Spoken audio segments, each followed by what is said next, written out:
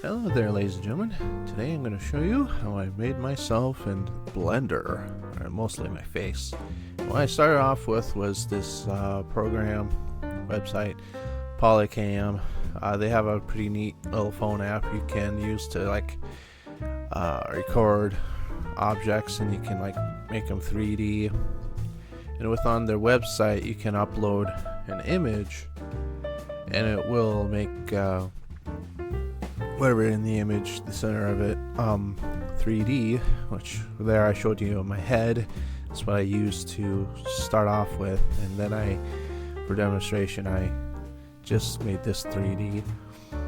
It's pretty neat software, it's using AI, and it's definitely not perfect. So, a little sloppy, and too messy for all the polygons, as I show you here. Let's look at these polygons. There's everywhere. So messy. It looks like a weird tongue is coming out of my mouth. But this thing gave me my general shape of my head, so I started sculpting essentially with a mesh that's sticking to the whole head thing. So all I have to do is just keep expanding and making more polygons, and it just wraps around the whole object. I'll probably put a video in the description of showing how to do this, but this is what I did, and this is kind of what I got at first. This is a bit of a rough start for the whole project here. These are the pictures I was using to reference the 3D model. It's a little bit off. At this point, the eyes were too small and a little too far away from each other. I eventually got those a little bit bigger and closer, and kept sculpting the whole thing until I got closer to the shape of my head. So this is what I got. Well, after sculpting and shaping the head bit and changing the eyes, I got a lot closer to what I look like, and then I textured it to try to get more of a better idea of what the shape overall looks like if it is really close, which I think I got pretty close with this one.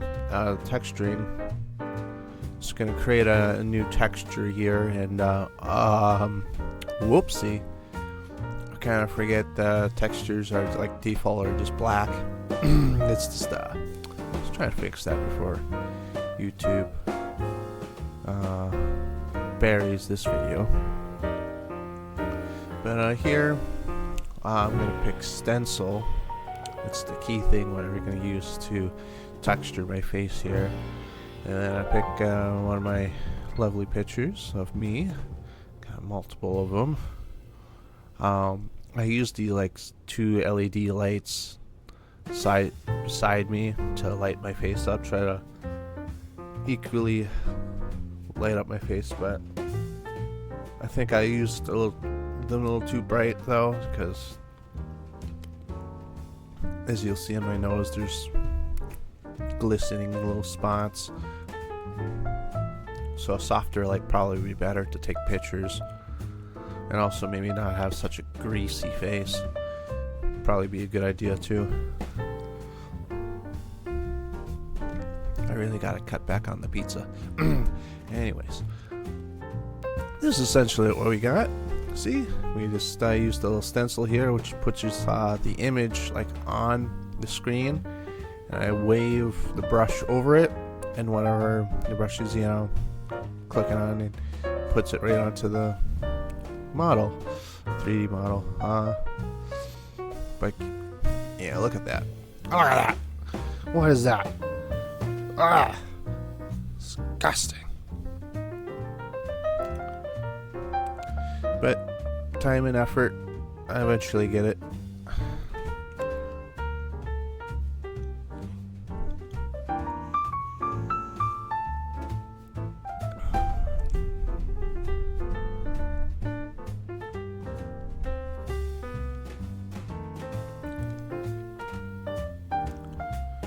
But with this front forward picture, I only can get the lips and the nose and kind of the eyes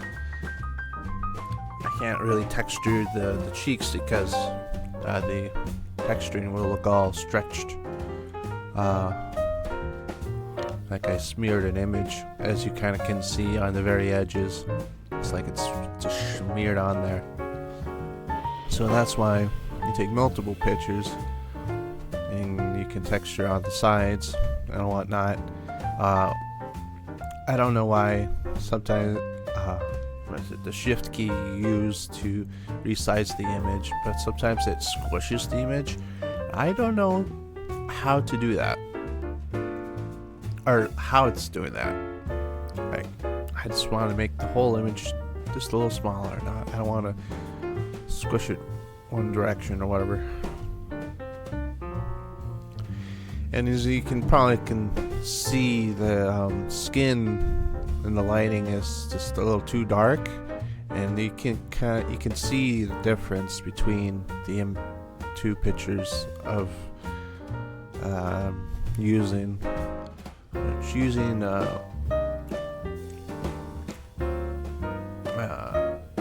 strength. I don't know what I'm saying. And over here, get on the other side of the face. Just trying my best to match it up, you know. And it doesn't have to quite match up with every other part. Just, you know, where you're brushing. And you can really tell now because of the strength of the brush. You can see that it's just a bunch of pictures just like painted onto this 3D model. I really needed to change the right here. Right here you can change the strength, which I really should have done from the beginning, to more softly blends all the images together, so you don't see all these weird like smearing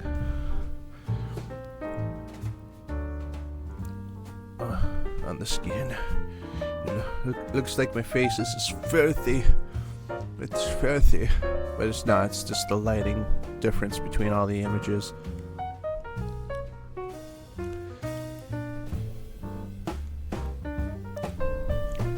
In doing this constantly, I need to go back to other images to work on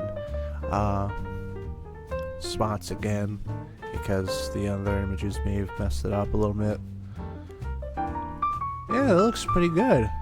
Besides the some weird dark spots like around the eyes, it looks very odd. A thing I like to do, I think it turns out pretty good, it's pretty much like adding makeup. I just get the color tone, just use the little sucky up tool thing, whatever it's called, I can't remember. Turn down the strength a lot, and then just paints over the skin with it, and it's like adding a little bit of makeup. You know, it helps blend in all the images, and this makes it look a lot more better. But you don't want to do it too much though, because then you're just getting rid of all the little details, and it just becomes a flat texture or go flat color, which you don't really want too much. So it's a little bit of a balancing act. What do you want? Do you really want that smooth of skin where it looks like, you know, it's makeup, or just a solid color?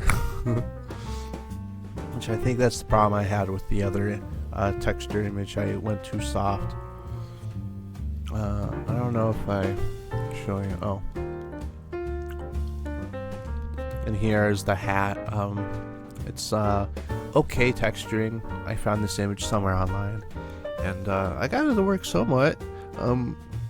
This very top doesn't look quite right. And then here's the pants, which just look like yoga pants. They're just awful. It's just really missing the creases and certain like design of pants, which I think what I'm gonna do is take pictures of my actual pants in real life and use that as a texture. I think that'll turn out pretty good.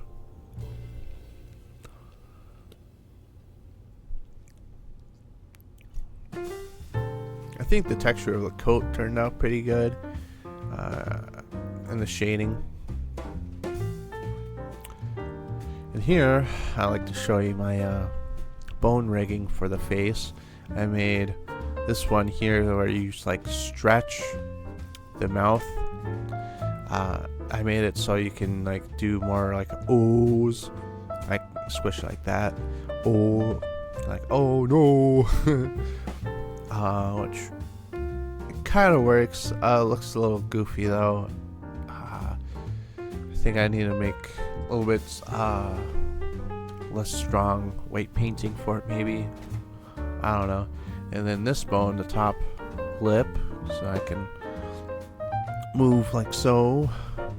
I look so angry. I'm gonna punch you, something like that. And then the bottom bone for the bottom lip. And this one was supposed to control the right side of the mouth and squish, but I decided to just use one bone to shrink. Use that one scaling tool. That's what I'm gonna do for that one instead of moving it around. And then here's the jaw bone.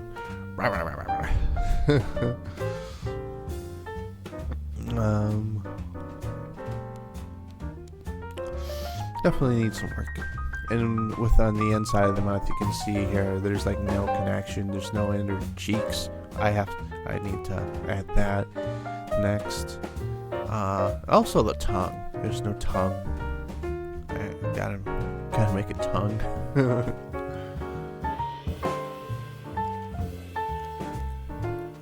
And some bones for the cheeks. Some kind of smile or whatever. It's funny to stretch them out ridiculously. And then the eyes. The eyes needed some work, as you can see. As I turn them, they kind of like shrink, like that. And that's because the eyelids are influencing the movement of the eye. They got like the weight painting on them. So I'll show you in a second here. I fixed that. Yeah, it's still goofy. Look at that. Ooh. The eyes need work overall. Everything does. Look at that. Ooh.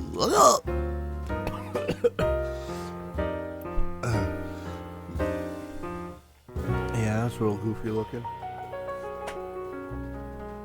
Oh shit. Please be not boss. Please be not boss. Oh.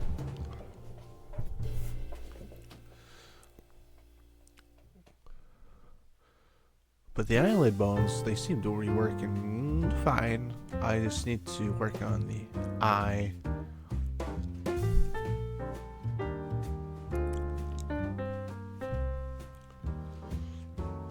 As I'm trying to go through all the I forget what these things are called, but it's what holds the data for the weight painting of the bones to manipulate the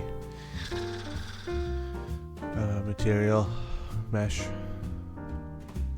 And I'm just simply deleting the eyelids off of the actual eye, and so then it's only the eye itself is fully controlling the ball.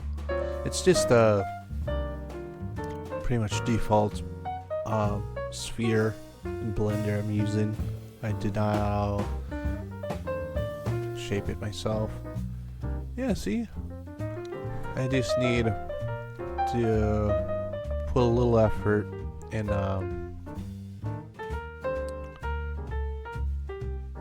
yeah, it looks goofy. But yeah, see, it's kind of clipping a little bit through. So I just need to place the bones a little bit better and weight painting the weights that control the mesh. I'm slowly getting there. You also can see The eye also kind of influences the eyelids, which I kind of want because that's kind of, you know, realistic. When you move your eyes moving your eyelids. So that's, I think I can make that work.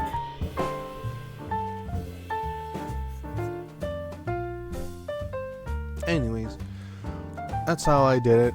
Thanks for watching. This wasn't really like a tutorial, but just showing you what I did to make this for my game, which currently is just called Project Cabin, which is this hunting down a Wendigo.